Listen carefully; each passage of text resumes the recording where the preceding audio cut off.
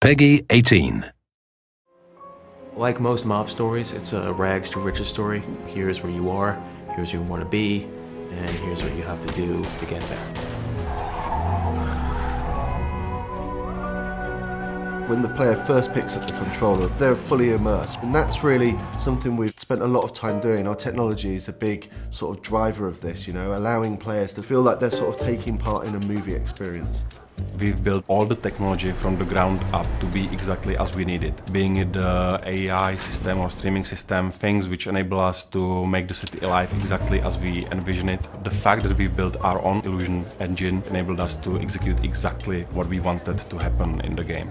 Všechno musí fungovat dohromady, to znamená... Using the illusion engine, we were able to create a real living city.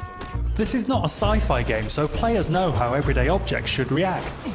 It was much more demanding to get these things right so that players believe and trust in the game world. The non-playable characters go a long way to making Empire Bay feel believable.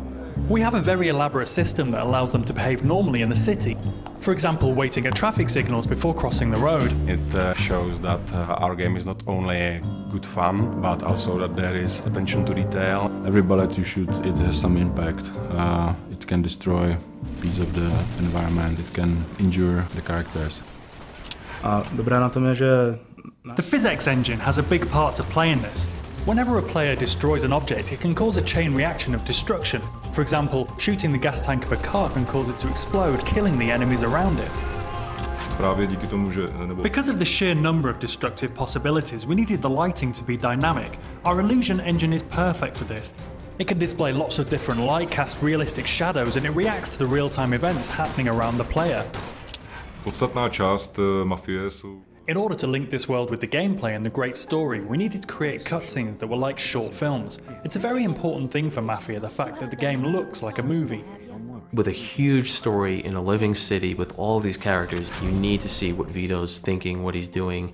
You need to see what other characters are doing. You need to see what's going on down the street, maybe. In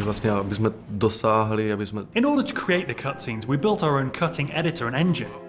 This enabled us to play the cutscenes in-game and in real time. It wasn't easy, but now we can animate anything we have in the game.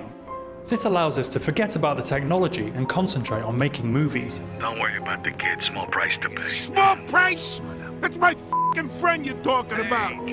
All of us at 2K, we're all really immersed in the world of Mafia. We all love these movies, you know, The Sopranos, Goodfellas, Godfather. Movies that portrayed the real mobsters as real people. I grew up with guys like this, so I look at the story and I was like, okay, this guy is like, you know, this guy I grew up with, this guy's like another guy I grew up with, and then I just, you know, add a little more character into the characters.